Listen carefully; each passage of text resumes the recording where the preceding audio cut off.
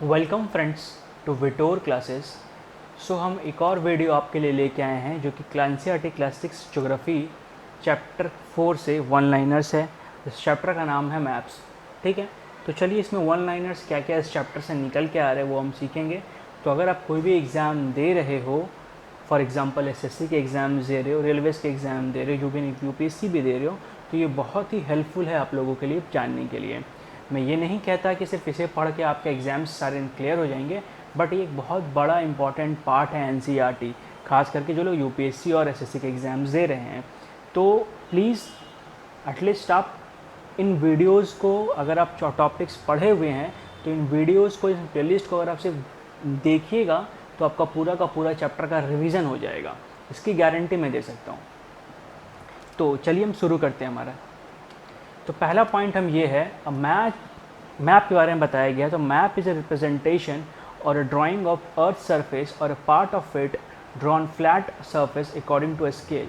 मतलब क्या हो रहा है कि मैप रिप्रेजेंट करता है क्या, कि अर्थ सरफेस को बनाने को रिप्रेजेंट करता है और a part of it drawn on a flat surface according to scale.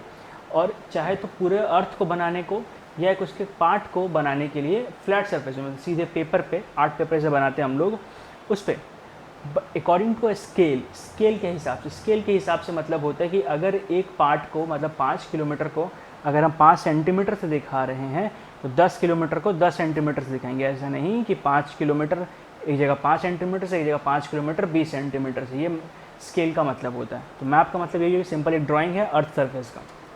दूसरा, map showing natural features of earth such as mountains, plateaus, plains, rivers, oceans are called physical और relief maps. Physical relief map किसको कहते हैं?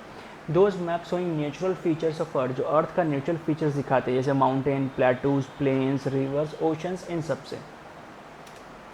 अगला, map showing cities, towns and villages and different countries and states of a world with their boundaries और called political maps. ऐसे map जो कि किसी सिटी को, विलेज को, डिफरेंट कंट्रीज़ को, स्टेट दिखाते किसी वर्ल्ड का, उसको कहते हैं बाउंड्री। मतलब उनके बाउंड्री से इंडिया पाकिस्तान का मैप हम लोग देखते हैं तो दिखता है कि हाँ ये बाउंड्री है इंडिया का, यहाँ से पाकिस्तान और इसके इधर से इंडिया चालू होता है। तो ऐसे मैप्स जहाँ पे उसको बोलते हैं पॉलिटिकल मैप्स। फिर आता है some maps focus on specific information such as road maps, rainfall maps, maps showing distribution of forest industries are known as thematic maps. Some maps focus on specific such as road map. कुछ कुछ map होते हैं particular दिखाता है कि ये किसी एक चीज़ के बारे में। रोड मैप के बारे में, कहाँ रोड हो, कहाँ पे कहाँ रोड गया है। रेनफॉल मतलब कहाँ पे पानी पड़ रहा है, कहाँ नहीं पड़ रहा है, डिफरेंट तरीके का, कहाँ पे जंगल है, कहाँ इंडस्ट्री है, इन सब को जो दिखाता है उसको बोलते हैं हम लोग thematic maps. Suitable titles are given on the basis of information provided, मतलब डिफरेंट टाइटल दिया जाता है अलग अलग पार्ट को, जो भी मैप्स इसमें इन्फॉर्मेशन प्रोवाइडेड होता है उस पर। और उसके बाद है there are 3 components of maps. Maps के 3 सबसे इंपॉर्टेंट कंपोनेंट है, डिस्टेंस, डायरेक्शन एंड सिंबल। ठीक है। अगला पॉइंट है scale is a ratio between actual distance on the ground and the distance shown in the map. तो मैं भी पहले ही पॉइंट पे आपको बताया था कि स्केल एक्चुअली होता क्या है। स्केल बेसिकली ये शो करता है हम लोगों को कि जो ग्राउंड पे डिस्टेंस है वो, जैसे मान लीजिए यहाँ से हमारा कलकत्ता से अगर दिल्ली तक अगर हम देखेंगे तो जो कलकत्ता दिल्ली के बीच में दूरी है काफ़ी लगभग किलोमीटर्स में है, लेकिन क्या मैप उतना लंबा है? नहीं लंबा है। तो उसके हिसाब से कलकत्ता और दिल्ली के बीच का जो डिस्टेंस है उसका उसी रेशियो के हिसाब से वो बनाया गया। जितना रेशियो, अगर कलकत्ता दिल्ली का मान लीजिए 1000 किलोमीटर, तो 1000 किलोमीटर को अगर हम लोग 10 सेंटीमीटर से बनाया है, तो अगर कलकत्ता और मध्य प्रदेश का मान लीजिए भी 1000 किलोमीटर है, तो उनके बीच का भी दूरी 10 सेंटीमीटर ही होगा।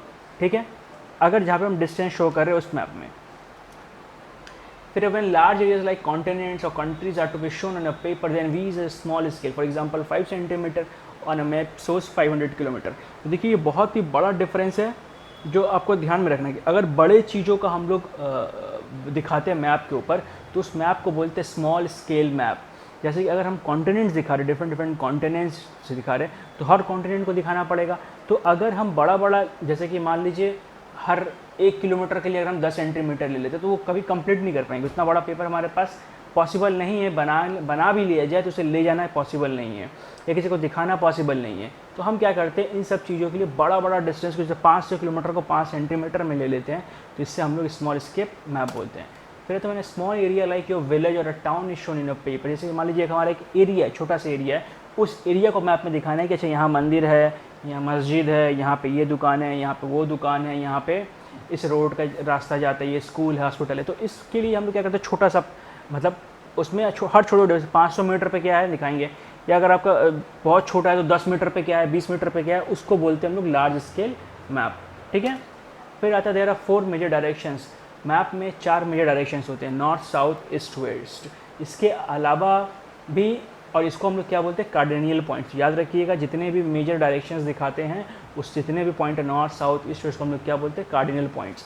Other four intermediate condition directions are, जो और 4 इंटरमीडिएट डायरेक्शंस होते हैं नॉर्थ और साउथ ईस्ट के अलावा, नॉर्थ, साउथ, ईस्ट, वेस्ट के अलावा, नॉर्थ ईस्ट मतलब नॉर्थ और ईस्ट के बीच में जो जगह होता है, साउथ ईस्ट की जगह साउथ ईस्ट को बोलते हैं, साउथ वेस्ट के बीच में साउथ वेस्ट को बोलते हैं, नॉर्थ वेस्ट को नॉर्थ वेस्ट बोलते हैं। There are maps have a universal language that can be understood by all. There is an international agreement regarding the use of this symbol. These are called convention symbols. जैसे कि देखिए map, तो अगर आप map की पढ़ाई कर रहे हैं, अगर आप एनसीईआरटी बुक के पास आपके पास है, तो उसमें देखिए डायग्राम बना होगा, हर डायग्राम पे आपको दिखाया होगा इस सिंबल, अगर इस सिंबल को मैप में यूज़ किया गया है तो इसका मतलब ये होता है। ठीक है। तो उसी सिंबल को सबके लिए ऐसा बनाया गया है, कोशिश किया गया ऐसा बनाने का कि सब कोई उस सिंबल को समझ पाए, और कहीं अगर जा रहे हो तो आप अगर मैप भी लिए हो किसी पार्टिकुलर मैप, तो आपको बहुत कुछ पता चल जाएगा मैप से, यहाँ जाना है, यहाँ जाना है, यहाँ जाना है, यहाँ पे ये है, यहाँ पे नहीं है, तो बहुत कुछ उससे हमको रास्ते जगह के बारे में पता चल जाता है। तो इसीलिए ऐसा एक लैंग्वेज बनाया गया है, या सिंबल कह लीजिए, जिस सिंबल का लैंग्वेज है जिसमें मैप में यूज़ किया जाता है। इस मैप के सिंबल को हम लोग बोलते हैं कन्वेंशनल सिंबल्स। उसके बाद है हमारे पास sketch is a drawing mainly based on a memory spot observation not to scale. Sketch क्या है? स्केच बेसिकली क्या है कि मान लीजिए आप किसी जगह पे रहते हैं, आपको बोला जी उसका मैप बनाइए, मतलब उस जगह के बारे में बताइए, तो क्या ऐसा ड्राइंग बनाइएगा जो थोड़ा बहुत याद, अच्छा ऐसे इस गली पे यहाँ पे ये था तो यहाँ पे ये बना दी, यहाँ भी ये बना दी। तो आप उस समय जब ड्राइंग कर रहे हैं या बना रहे हैं तो आप उसको स्केल से नहीं नाप रहे, आप बस अपने हिसाब से जो दिमाग में आ रहा है आप उसको बनाते आ रहे। तो इसमें क्या होता है कि आपका जो मैप होता है पूरा स्केल के हिसाब से नहीं होता, बस बना होता है। ठीक है।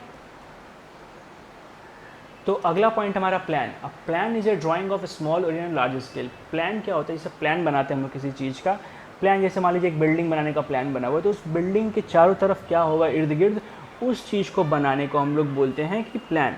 तो उस प्लान छोटा सा एक जगह है लेकिन उसका पूरा डिस्क्रिप्शन एक पूरा हम लोग डायग्राम में बनाते हैं, जिस डायग्राम से पता चलता है इस जगह पे ये है, इस जगह पे ये है ये। तो हर देखिए हर बिल्डिंग का, हर बड़े बड़े बिल्डिंग का जो होता है उनका सबका प्लान होता है, बहुत डिटेल में बनाया हुआ है, तो उसको बोलते हैं प्लान। जहाँ पे किसी लार्ज मतलब स्मॉल एरिया को हम लोग लार्ज स्केल में दिखाना चाहते हैं उसको बोलते हैं हम लोग प्लान। तो ये सारे क्वेश्चंस थे जो इस चैप्टर से निकल के आए हैं। तो अगर आप कोई भी एग्ज़ाम दे रहे हैं तो इसके लिए बहुत इंपॉर्टेंट क्वेश्चंस थे, प्लीज़ एक बार रीड करिए। अगर आप प्रिपरेशन कर रहे हैं एग्ज़ाम के तो ये प्लेलिस्ट में एडेड है, बहुत सारे प्लेलिस्ट बनेंगे एनसीईआरटी के। एनसीईआरटी का पहले क्लास 6 का प्लेलिस्ट है, एनसीईआरटी का ज्योग्राफी का प्लेलिस्ट है, और एनसीईआरटी वन लाइनर बोल के प्लेलिस्ट, इसमें सारे लाइन से एडेड होते हैं। जैसे जैसे मैं बनाते जा रहा हूँ वो बनते जा रहे हैं और ऐड होते जा रहे हैं। तो आप किसी भी प्लेलिस्ट को पकड़ के अगर एनसीईआरटी वन लाइनर को देखेंगे आप, तो आपको पूरा रिविज़न ये करवा देगा। फ्रॉम 6 to 12 तक हम लोग जाएंगे धीरे धीरे, अभी हम लोग 6 पे ही पहुँचे हुए हैं। तो 6, 7, 8, 9, 10 it will take time, but जो लोग प्रिपरेशन कर रहे हैं हर दिन एक वीडियो आता है, तो अगर आप प्रिपेयर कर रहे हो तो you can get it done.